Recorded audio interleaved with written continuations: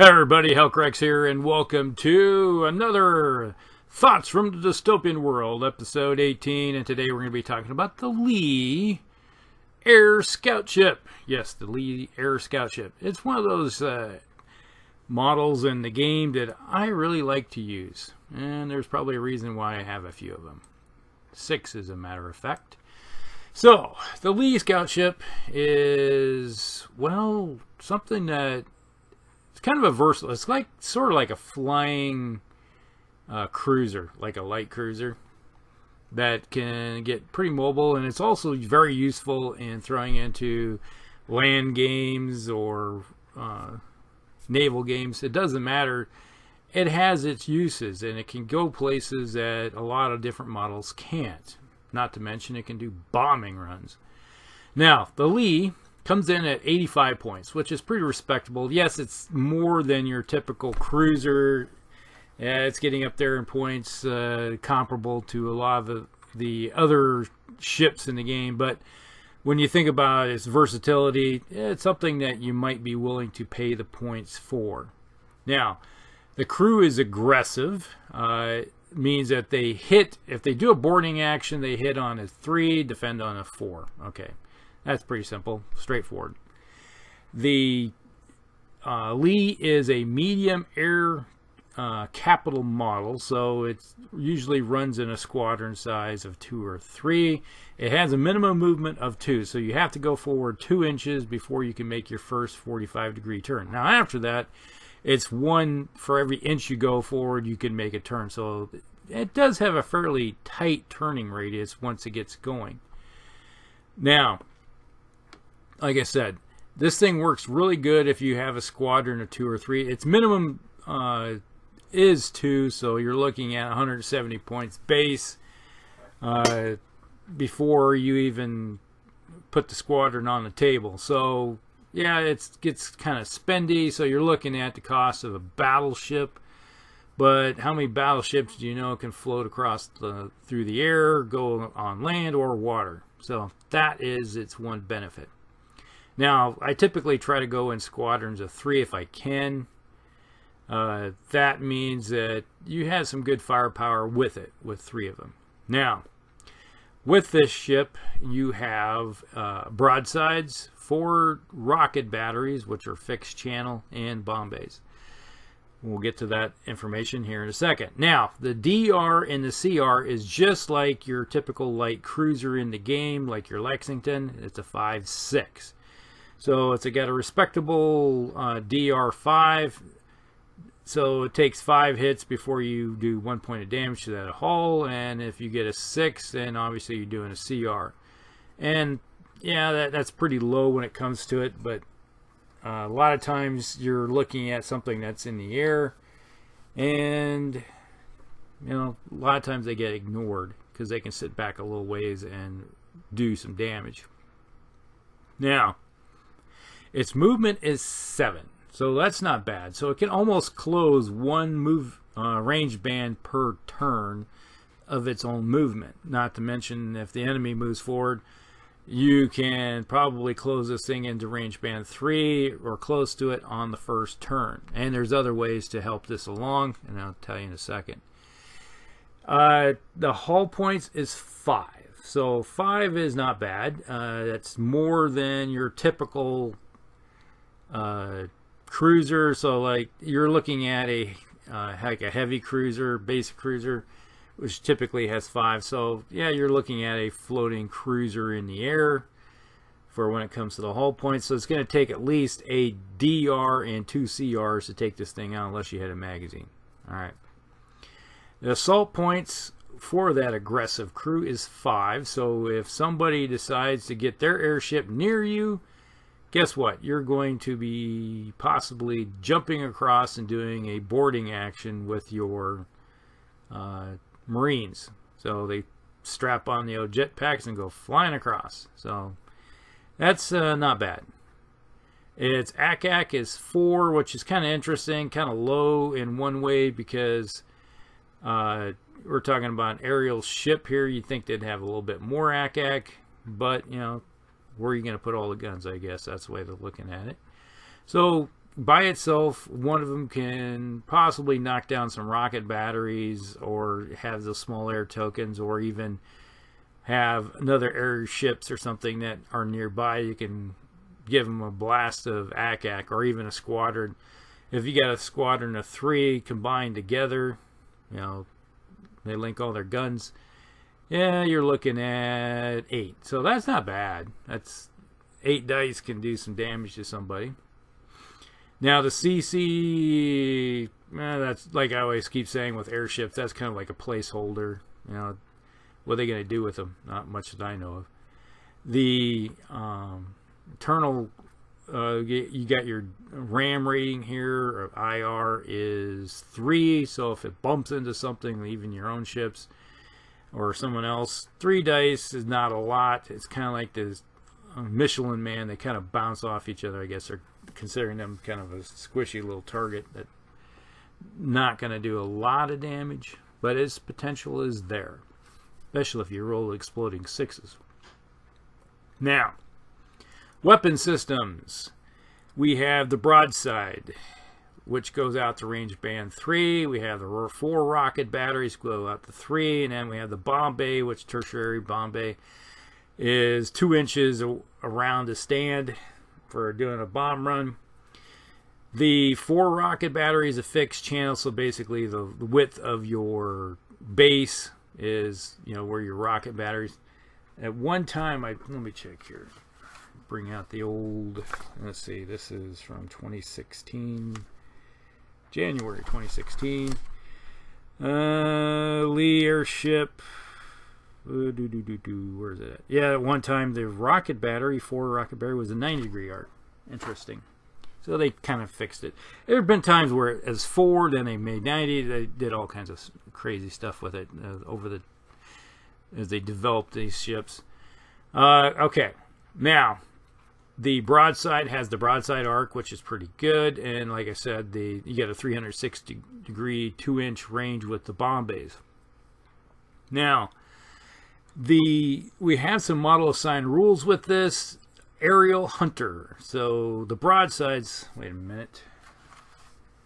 Aerial Hunter, model assigned rules, Lee airship. Used to be just Hunter, +1. So that used to be the rocket batteries too. So they now just have the Aerial Hunter is on the broadside. Okay, so what that means is that if you have an aerial target in your broadside arc, you get a +1. So you hit on a 3. That's pretty good. So if you have somebody out there in range band 3, and you get a squadron of 3 of these guys, so there's 5 plus 10, half of 10 is 5. So you're throwing 10 dice hitting on 3s. You are going to do some good damage against an aerial target. So if you see somebody's, let's say they got a sky fortress out there or something of that nature, it's like their aerial carrier, or even scout ships like these floating around out there in the range, your aerial hunter has a good chance of doing some good damage against them, or even more. So you're talking a 66% chance of doing at least a point of damage, especially if you're rolling 10 dice. You're looking at, odds are you're going to roll at least 2 6s, and then you're going to have probably 6 more. So you're looking at probably 8 at least damage minimum, without having to worry about re-rolls. And the odds are that you might roll a couple more 6s in there, and that's possible. So you're looking at most flying airships are going to get a CR just from the broadside with this thing at range band 3, and it just gets better as you go into like range band 2. So you're looking at 14 dice, and if somebody's at range band 1, since they are secondary weapon systems, they can fire in range band with no problems. You're looking at 16 dice. That is good. That's a lot of damage. So even you're looking at, if somebody's in range band 1 and you hit them with 16 dice, the odds are you're probably going to do 12 points of damage. And 12 hits, so you're looking at most ships are going to have at least 1 or 2 CRs, so the odds are you're going to knock off a lot of damage, or even possibly nuke one of them. So by the time that these guys get into range band 1, if you keep hammering on the same target, it's going to be gone, and then you're looking for a new target. Now, if obviously you got a broadside out each side, so it is possible you could be shooting at something in both broadside arcs. All right, so that's pretty good. Now, this also has a model sign rule of 24 inches for spotter, so you can, if there's a target out to 24, you can spot for it, and then if somebody has big guns on the water, then they can do some indirect fire for you, and you spot for them. So there you go. Not very often I use it, but it's there for you. Now, the 4 rocket batteries. This is sort of interesting because its sweet spot is range band 3, so a lot of times I'll be looking at, because the odds are in the first turn you're not going to get the broadside arc in yet, but it's possible. So you could angle, see, basically start these guys sort of on the edge of the map and angle them towards the center. And then your 4 rocket batteries, so when you move, you line up on your primary target to the 4, and then see if you can get some targets off the broadsides with your guns that direction too. So you're angling them towards that direction and then start hitting. So if you do have somebody in the 3rd range band, which is a sweet spot for this rocket battery, you are throwing 14 dice. So that is in your best interest to always find a range band 3 target. So that's sort of how I look at this ship, is that you angle it towards the, towards the center, towards the other side of the corner of the map, and as you move forward, your rocket batteries are searching for the 3rd range band target, while your broadsides probably after the 2nd turn are going to find somebody on the flank to be able to hit. So you're then sending broadsides over one direction and you're sending the rocket batteries towards something else. So you're always trying to get the most dice possible out at longer range, but when you start moving towards the center, your broadside arcs are the ones that's typically going to be finding themselves shooting at targets up close, because then you're able to hit targets that direction. So as you get closer with the rocket batteries, they start degrading in capability. So you're looking at 14 dice in the 3rd range band, 12 in the 2nd, and then you're only throwing 10 at the 1st range band. So yeah, it's like you're always looking for longer targets for the rocket batteries and closer targets for your broadside. And typically in most every game I've ever played with these guys, it works out pretty good, where by the 2nd or 3rd turn your broadsides are usually shooting something in the 1st range band, and then your rocket batteries are still shooting at somebody in the 3rd range band, because you sort of running yourself along the front of their line of ships as you move along, and then eventually, heck, if their airships get even closer, then you might even be throwing your ACAC at something that's up close and personal. Now, you also have the bomb base. So probably around this 3rd, maybe 4th turn of the game, you're going to find targets that are up close within 2 inches for your bomb base to drop some bombs on. And typically, since these are indiscriminate attacks, they work really good for hitting frigates, corvettes, destroyers, of that kind of nature. Now, if you find yourself close to a cruiser squadron, that's not necessarily a great target to hit, because they might have a lot of dice throwing back at you for ACAC, but you hit them with the bomb bay as you're flying over top of them, and you're going to drop some bombs on them. So you just combine the bombs together, and then you're throwing a bunch of dice on them with indiscriminate attacks. That's pretty good. It's like an afterthought. It's like, hey, congratulations, you're close enough. Here, go have some bombs. And I'm going to throw my broadsides and 4 rocket batteries someplace else. So that's kind of like how I like to use these things. It's like a secondary option. Now, I haven't mentioned this yet. There's options. This, I don't know why it's considered options, but it's outfitted with an internal kinetic generator. The internal kinetic generator, basically when you activate it, you roll a d6 and your squadron moves forward that many inches. And when you use a kinetic generator, you have to move that distance first. So let's say you roll a 6, you have to move straight forward 6 inches before you make any type of turn. So you have to think about that. If you want to use it, which typically I will use these on the first, maybe even second turn as you're trying to close the distance. So if you roll a 6 plus your 7-inch movement, you have, that's 13. That's almost 2 complete range bands. So you can be into the 3rd range band with your broadsides and rocket batteries pretty quickly. Now if you roll a 1, obviously you only have an 8-inch movement. That's still a range band difference that you can close. So a lot of times I like to use them like 2 turns in a row. But eventually it gets to the point where, like on the 3rd turn, when you really need to be finessing where you're going to shoot, I typically are not going to use it anymore unless you need to really close the distance on some distant target. Let's say they have their sky fortress out there that you want to close and start hammering with the broadsides, and you want to get some distance, and you're able to line up later on with your 7-inch movement on a different target with your rocket batteries. Yeah, then it's possible.